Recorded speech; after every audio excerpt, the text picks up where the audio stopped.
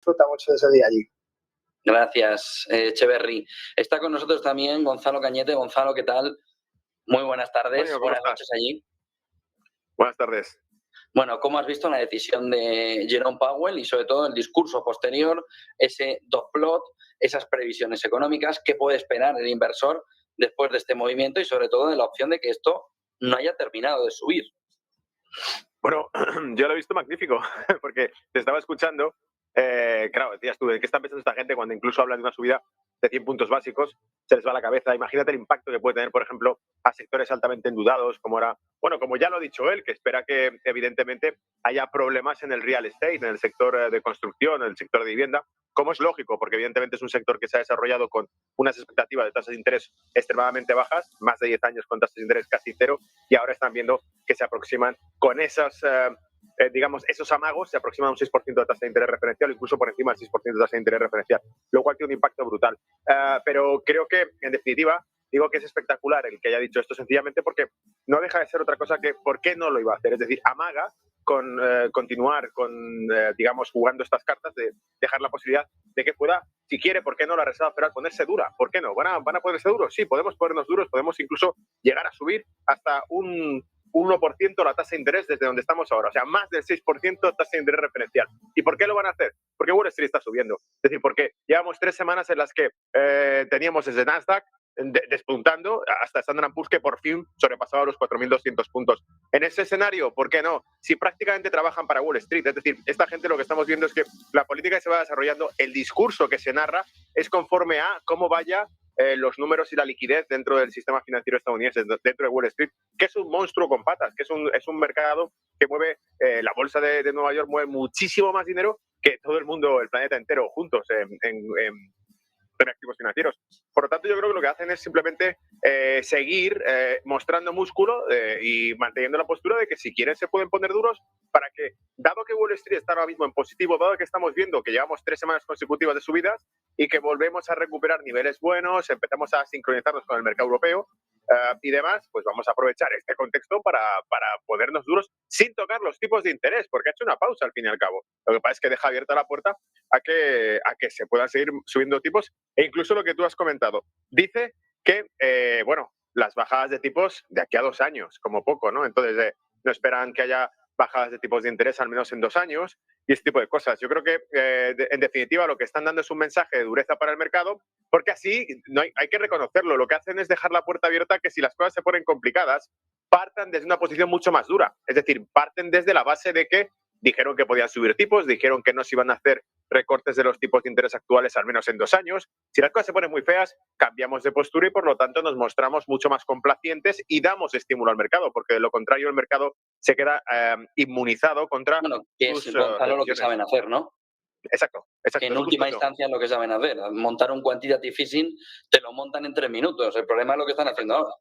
Exacto. Lanzan un mensaje duro y según vaya la reacción del mercado, ajustarán ese mensaje con nuevos estímulos, nuevas medidas. Además, siempre es ambiguo el mensaje que lanzan, porque no de ahora. Desde la época de Mario Draghi era ambiguo el mensaje, lo de tomaremos medidas adicionales en las que estamos trabajando si fuese necesario. Es decir, que siempre deja la puerta abierta.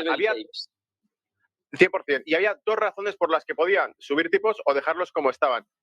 Razón, por ejemplo, para dejarlos como están o incluso abrir la puerta a que los próximos meses se redujesen tipos de interés. Teníamos el tema de los subsidios de desempleo, publiqué el dato de las redes hoy, subía el dato de junio eran 261.000 peticiones de subsidio de desempleo frente al máximo que se había alcanzado de enero 2022 de 250.000. Es decir, había un precedente, se empezaba a superar la tasa de subsidio de desempleo. Esto quiere decir que ya había una puerta abierta, un ajuste vía mercado laboral de la tasa de inflación. Es decir, la inflación solamente sube cuando el paro baja y viceversa. Si el paro está aumentando es que la inflación se va a ir enfriando y por lo tanto ahí sería un buen argumento para retirar los tipos de interés, para mantenerse congelados o incluso reducirlos porque habría ese soft landing. Con los datos de empleo los podría haber tomado por ahí. Pero por el dato contrario, si quería ponerse duro, simplemente podíamos haber dicho, que también lo publicó en las redes, la tasa de interés real de Estados Unidos sigue siendo negativa a día de hoy. Si restamos a la tasa de interés nominal que tiene marcada referencial la tasa de inflación, nos sigue saliendo un número negativo, el menos 0,61%. Por lo tanto, son argumentos para que mientras el dinero no tenga un rendimiento positivo, hay que seguir subiendo tipos de interés. Y esa cuestión tampoco la ha tocado, pero es un hecho evidente. Son matemáticas, son las únicas referencias racionales a las que nos podemos agarrar si queremos entender lo que hacen. Pero en la práctica, tú lo has dicho, José Antonio, esto al fin y al cabo es simplemente una partida de póker para ir viendo cómo ajusta la liquidez del mercado. Hablamos hace unas semanas de la TGA, de la cuenta del Treasury General Account de Estados Unidos, dentro del sistema bancario de la Reserva Federal y cómo afecta la liquidez.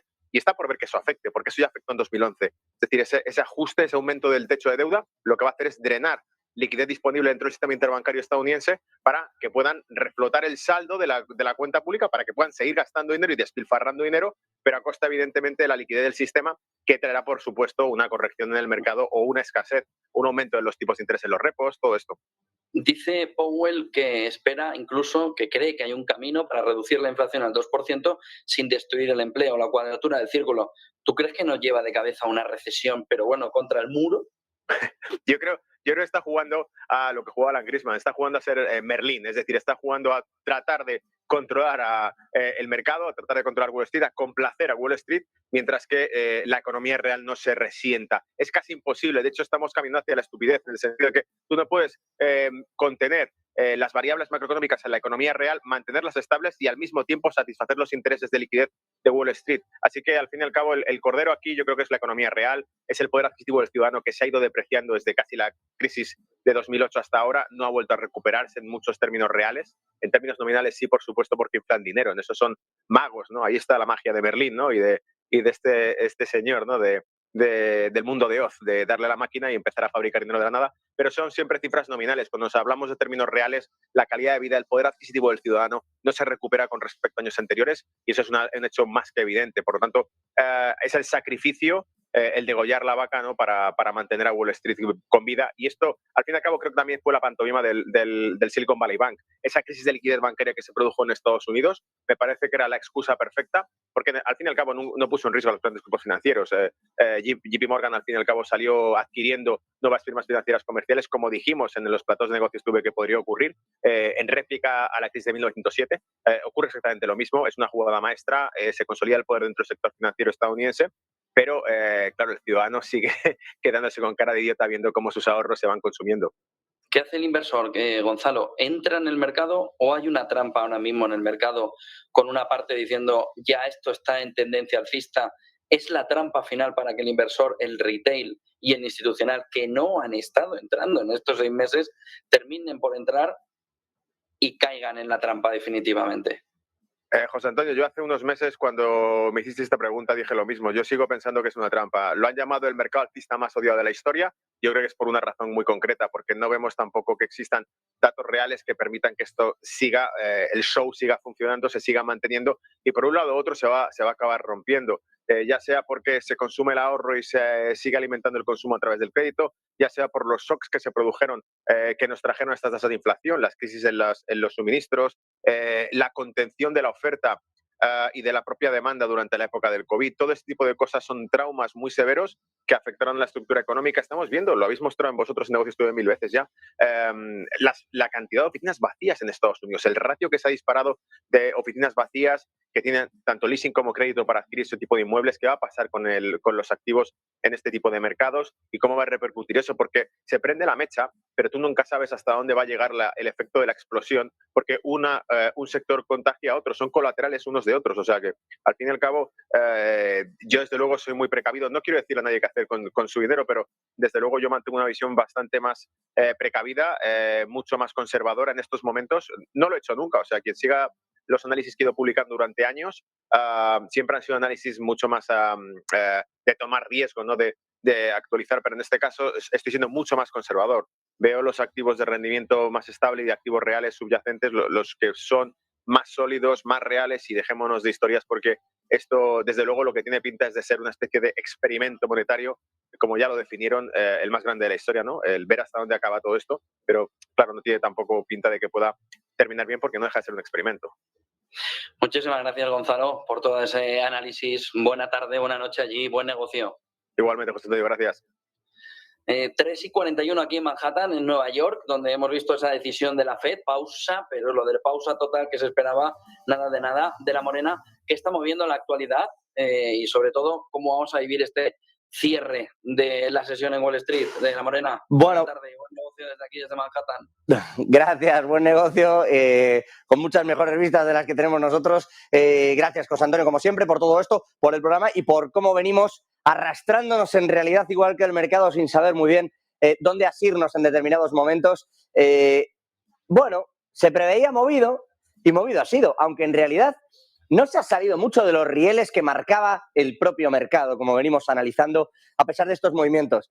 Curiosa esa reflexión que dejaba también Gonzalo Cañete de si es o no el mercado alcista más odiado, ¿no? Pablo Gil, jefe de estrategia de XTB, para cerrar todo esto, muy buenas noches, ¿cómo está? ¿Qué tal? ¿Cómo estás? Bueno, pues decía yo, un poco en la línea de lo marcado, había quien especulaba a ver si iban a subir 25 puntos básicos. Permítame, por añadirle a toda esta lectura, esto es una interpretación de un servidor, pero aprovechando que le tengo nada mejor que su sabiduría, Pablo. Tienen reunión en julio, pero no la tienen en agosto, que es, bueno, tienen una reunión que es Jackson Hole, pero no hay decisión de tipos de interés hasta septiembre. ¿Vamos a ver subida en julio o en realidad se está dando 3 meses prácticamente de margen la Reserva Federal para leer si las grietas que ha generado en la economía son suficientes de verdad y va a caer la inflación definitivamente? Pues creo que es una posibilidad que pueda ocurrir perfectamente, ¿no? No ha querido comprometerse a una subida en julio, simplemente ha dicho que necesita ver los efectos de estas medidas que se han tomado tan drásticas durante el último año y que sabe que tiene un decalaje a la hora de impactar a la economía.